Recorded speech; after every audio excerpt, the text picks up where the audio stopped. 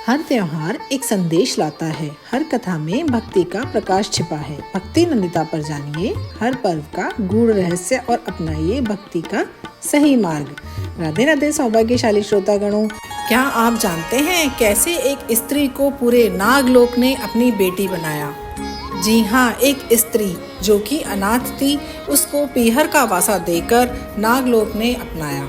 उस स्त्री ने पाया नाग देवता से अभय का वरदान और अतुल धन संपदा। तो चलिए भक्ति नंदिता के साथ आज हम सुनते हैं नाग पंचमी की पावन कथा। नाग पंचमी सनातन धर्म का एक विशिष्ट त्योहार।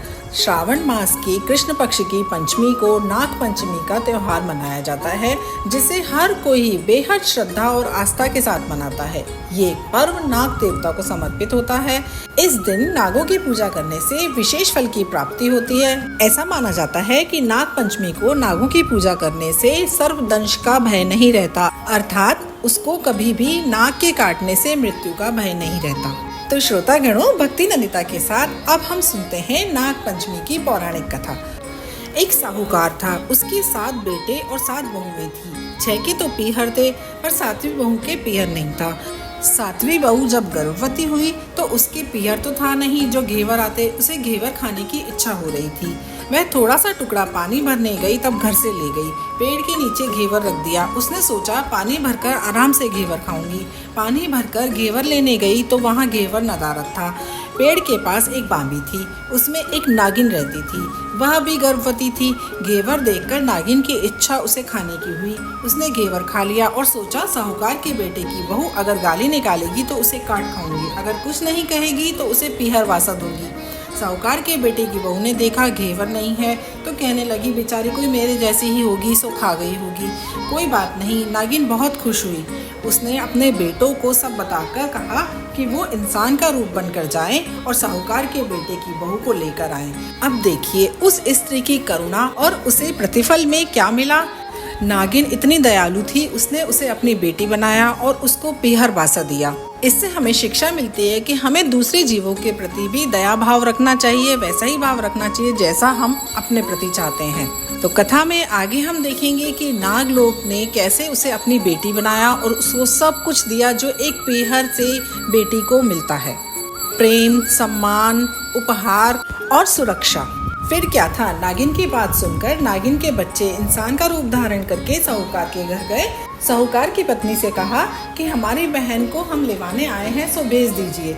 सास ने कहा, इतने दिन कहाँ थे, पहले तो कभी नहीं आए। नागिन के लड़के ने कहा कि बाई जी भी हमें नहीं पहचानती। जब बाई जी जन्मी थी तब हम नानी के यहाँ थे और शादी हुई तब हम परदेश कमाने गए थे। वे लड़के बहुत से गहने, कपड़े और मिठाई अपनी बहन की सास और जेठानियों के लिए लेकर गए थे। सास बहुत प्रसन्न थी। सास ने बहू को भेज दिया। बांबी के पास जाकर लड़कों ने कहा, बहन हम सांप हैं, तुम्हारा घेवर हमारी माँ ने ही खाया है, उसने तुम्हें अपनी लड़की माना है, इस नाते हम तुम्हारे भाई हैं, तुम हमारी पूंछ पकड़ लो, डरना मत। वह पूंछ पकड़कर बांबी में चली गई। इस तरह वह नागलोक में पहुंच गई। वहाँ उन्होंने उसे बहुत सुख और आराम से रखा। वहीं उसने लड़के को जन्म दिया।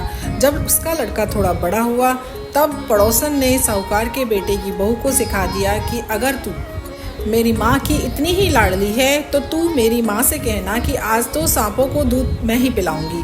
पड़ोसन का ताना उससे सहन नहीं हुआ।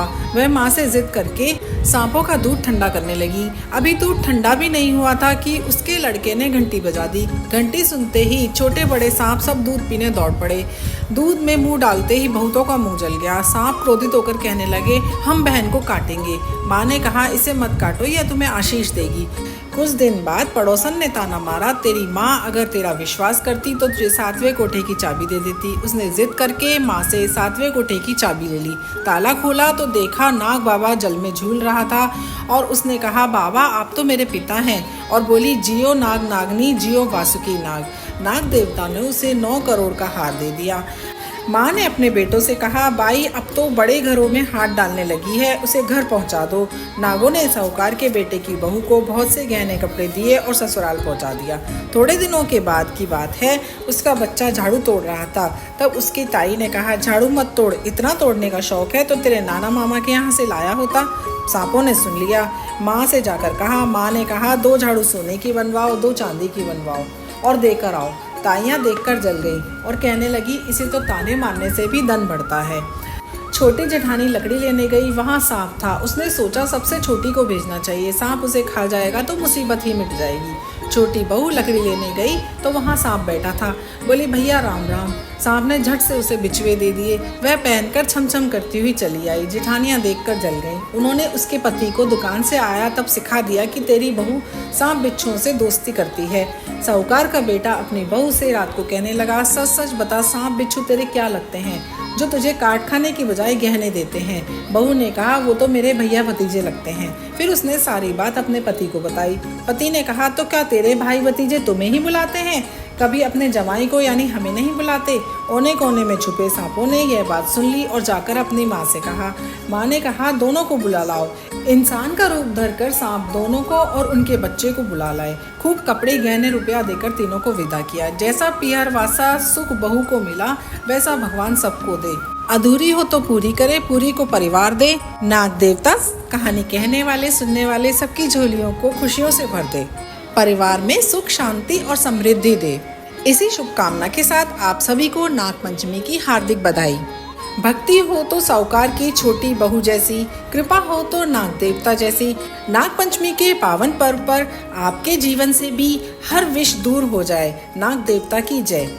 अगर ये कथा आपके मन को छू गई हो तो इसे लाइक जरूर करें और हमारे चैनल भक्ति नंदिता को सब्सक्राइब करें। और यह कथा सिर्फ अपने तक ही ना रखें, अपने मित्रों, परिवारजनों और रिश्तेदारों तक जरूर पहुंचाएं ताकि वो भी इस कथा का लाभ उठा सकें और इस पावन पर्व पर नाग देवता का आशीर्वाद प्राप्त कर सकें। इसी के साथ भक्ति नंदिता एक नई भक्ति की अनुभूति लेकर फिर नई कथा के साथ आपके समक्ष प्रस्तुत होगा। जय श्री हरि। धन्यवाद।